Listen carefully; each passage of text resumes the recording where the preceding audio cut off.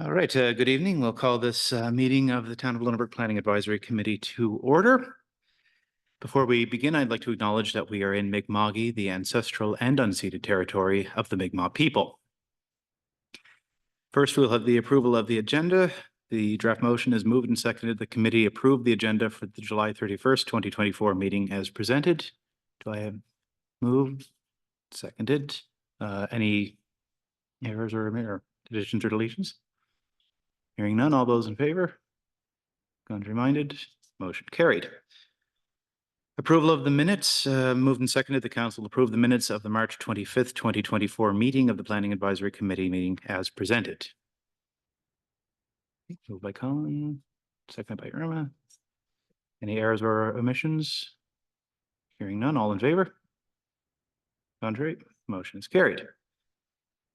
Nothing under item 5 or 6. So moving on to new business, 7.1 information report amending the MPS to be consistent with the Old Town Lunenburg Heritage Conservation District Plan and Bylaw.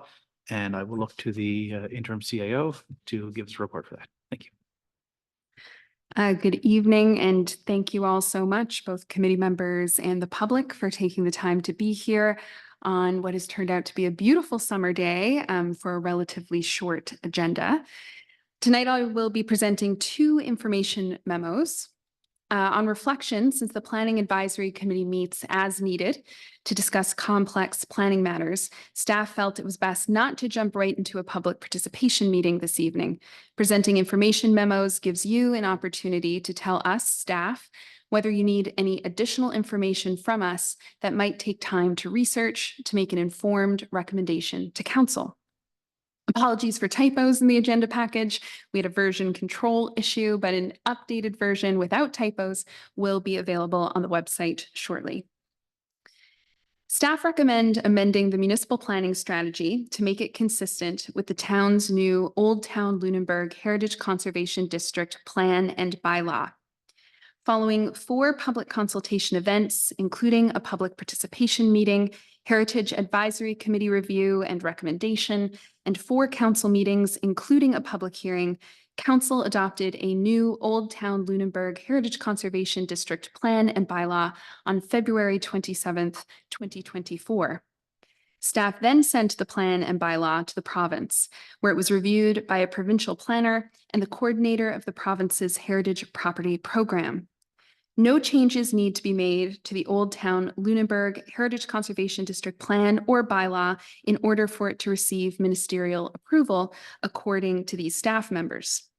However, the provincial planner says the town's municipal planning strategy must be amended before the plan and bylaw can receive ministerial assent. This is because a town can't have planning documents that contradict one another or have inaccurate, outdated information. First, the town must amend section 5.3.1. This section refers to the review of the Heritage Conservation District Plan and Bylaw and architectural control areas as incomplete. This review is now complete. Policy 5.4 needs to be updated for the same reason. It also refers to the review that is now complete. Staff recommend replacing policy 5-4 with the policy, and I quote, align the municipal planning strategy and land use bylaw with the Old Town Lunenburg Heritage Conservation District Plan and Bylaw to ensure the conservation of Old Town Lunenburg Heritage Conservation District. Similar language is used in policies 46 and 47 in the Heritage Conservation District Plan. This language was already reviewed by the town's legal counsel when the plan and bylaw was written, and was reviewed by the province when the study and the plan and bylaw were already studied. Lastly, 5.3.2 lists what is included in the Old Town Heritage Conservation District Plan and Bylaw. However, this list is not all inclusive. For example, the new plan and bylaw regulate everything that's listed, but it also regulates solar panels and signage. Furthermore, the new plan and bylaw takes a value-based approach, not an age-based approach, to regulating demolitions. The new plan and bylaw regulates the demolition of all character-defining and locally significant structures, regardless of whether they predate 1940. Staff recommend deleting this sentence rather than editing it and keeping a list. This way, an MPS amendment wouldn't be needed if council chooses to add regulations to the Heritage Conservation District Plan and bylaw in the future. These amendments recommended by the province do not conflict with any provincial interest statements, nor do they interfere with the Lunenburg County Accessibility Plan. So thank you so much, and I look forward to your questions or feedback on areas of further research. Thank you, Hillary. Are there any questions at this time for the interim CEO? Colin? Hi, Hillary. This, is this strictly a housekeeping matter, or does this change anything in terms of process for somebody who wants to make a revision to their house? Or okay, it's strictly just to align and anybody coming with an application to do what, make an addition or renovate their garage, they're going through the same process as they already would go through. Through the chair, these amendments would have no impact on the Old Town Lunenburg Heritage Conservation District Plan and bylaw. So all the processes outlined in that new plan and bylaw that has already been approved by council would remain in place.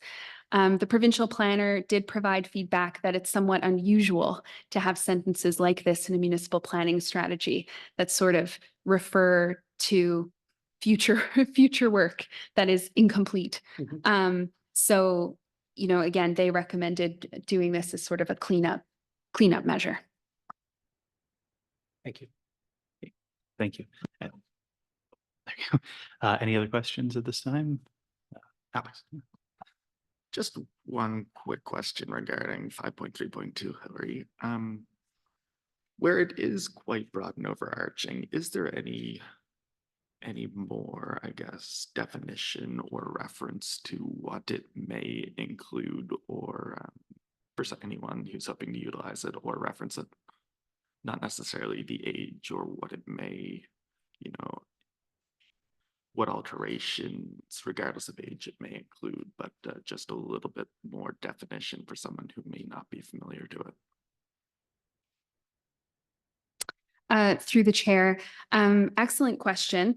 So normally, certainly that type of guidance can be found, but it would be unusual to include it in a municipal planning strategy itself. So certainly if people want more information about the Heritage Conservation District Plan and bylaw, it makes more sense for them to then refer to that plan and bylaw versus going to the municipal planning strategy to find information on a different plan or bylaw. So, you know, again, the recommendation has been to just make a sort of blanket reference to those documents and keep the meat and the details in that bylaw so that we're not in an administrative position where we're constantly having to update both. And would there be any reference to where to find the information, even though it isn't within this document? Another excellent question. All that there is a copy of both the current plan and bylaw and the new plan and bylaw on the town's website. Again, we probably wouldn't include that information in the municipal planning strategy itself, but that is available to the public. Perfect. Thank you. Thank you. Anything else? Right, thank you. And we'll move right on then to 7.2, which is the information report to amend the town's municipal planning strategy and land use bylaw to allow development agreements on lands purchased from the town. Thank you again. So this second information memo is more, could be considered a more substantive amendment. Staff are recommending empowering council to enter into development agreements with purchasers of town-owned land. As you know, the town of Lunenburg won a little over $1 million to complete 6 initiatives supporting residential development in Lunenburg. One of the initiatives is to allow development agreements when developing formerly town-owned residential lands. A development agreement is a legally binding contract between a municipality and a property owner that outlines how land must be developed. The agreement travels with the land parcel and is binding upon all future landowners. Anything that a municipality can regulate under a land use bylaw, it can regulate under a development agreement, and then some. All the things that can be regulated under a development agreement are listed in the Municipal Government Act. Staff feel it makes sense and would be good governance for council to be able to add heightened regulations onto town land when they are considering selling it, so they can make sure any land divestitures maximize community benefit. Development agreements are subject to public engagement and scrutiny.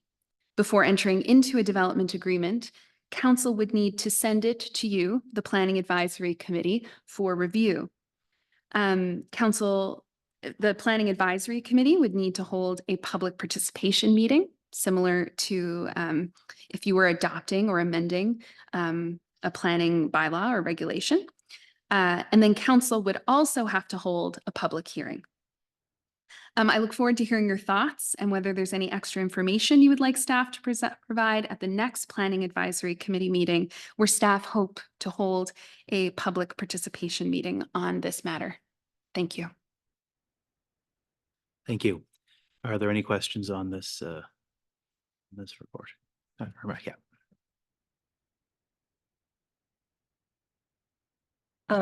Hello.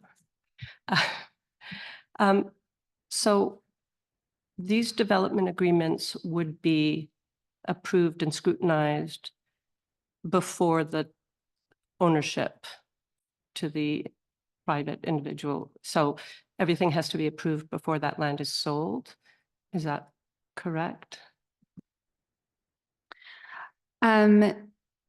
Certainly that is the intent. I would have to do some research into whether the amendment itself could specify the timing in which council must enter into the development agreement. I can certainly look into if that's a possibility.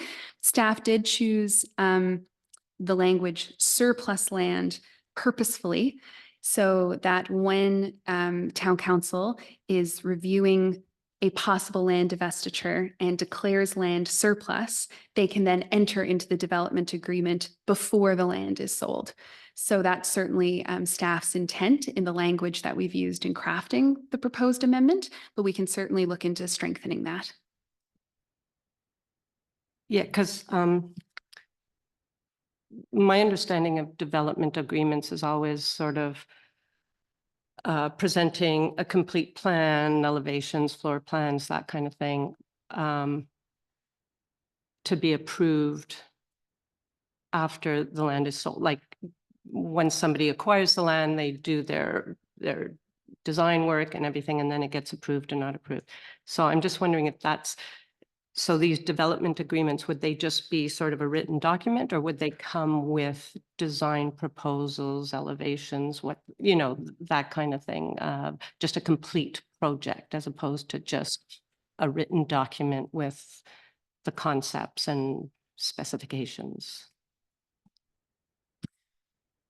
Through the chair, ultimately, it would be council's decision what would be in any given development agreement. Again, development agreements can only be entered into through a council vote. So I can't necessarily say definitively what a council would or wouldn't want to be included. But again, certainly the intent is that by empowering council to enter into a development agreement, they can, for example, look at putting more stringent guidelines on a piece of town-owned lands, specifying exactly how it may be used, how it could be developed, et cetera, instead of solely relying on the land use bylaw, such that when a piece of municipally owned land is sold, it could simply be developed as of right under our current planning legislation. Yeah, I think, personally, I think it's a great idea to enter in development agreements and get everything written out before, you know, so that the town and everybody has a chance to sort of scrutinize what's going on with the public lands. So I think it's a great change.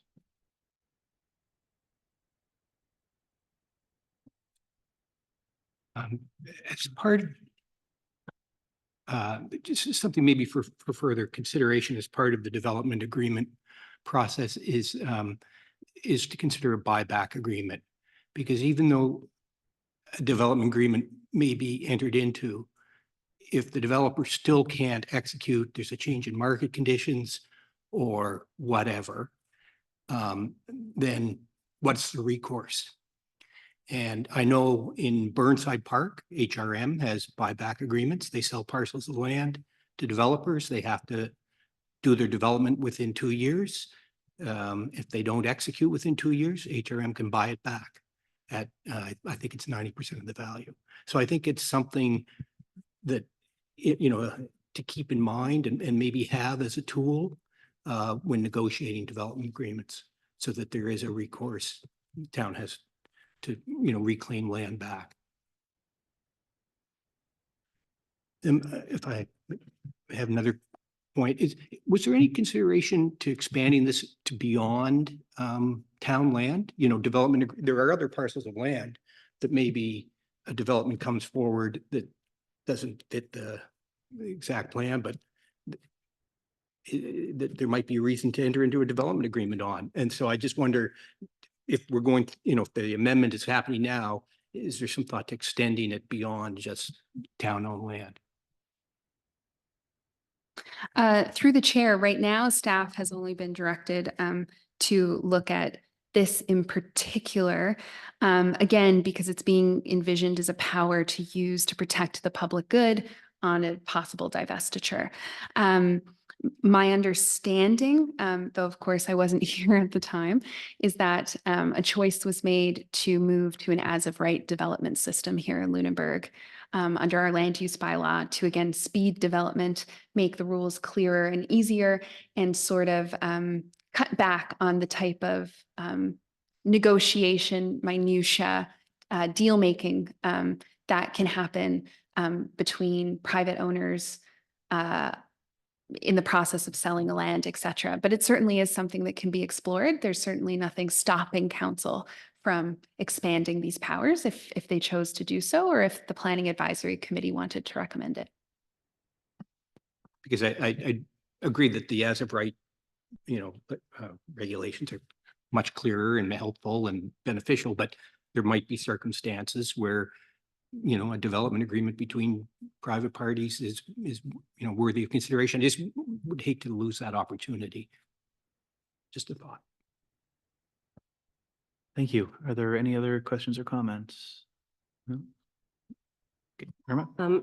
Just to confirm what Colin was saying, that was my thoughts exactly in bringing these development permit possibilities to wider land purchases and developers.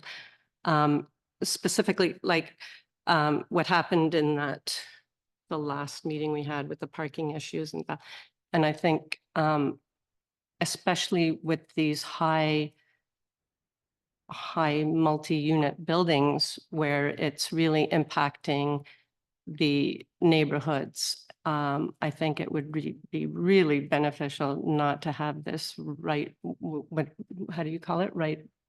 As of right usage, because there's so many things that with some slight tweaks and modifications, you can get a much better project. And it's at the expense of speed and having it done fast. But I think we're not doing anybody any favors by rushing projects through, bad projects through, or projects that really create further problems because we haven't anticipated some of how things are going to be used. So I totally concur with Colin that I think it'd be a great idea to expand the use of these development permits. And if I may just add one more thing, in the town, you've got the proposed amendment on the town-owned land. So policy 4.7, you have A and B. And when you itemize sort of the review of this amendment, you say, you talk about, you empower council to enter into development agreements to promote housing having a potential positive impact on providing housing opportunities. And I'm wondering if that phrase shouldn't be added to the to the amendment so that there is something in there that sort of the reason for this amendment being in there to promote housing and maybe to promote housing beneficial to the community.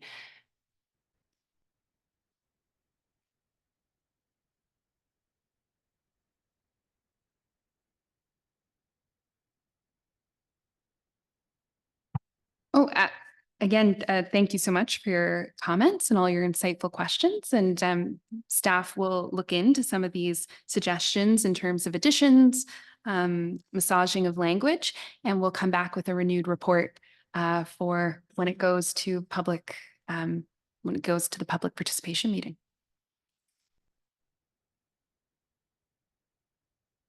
All right, then, is there anything else? To add? Okay, seeing none, I thank you all for coming. The next meeting will be on August 21st, and with no further business, I declare it adjourned.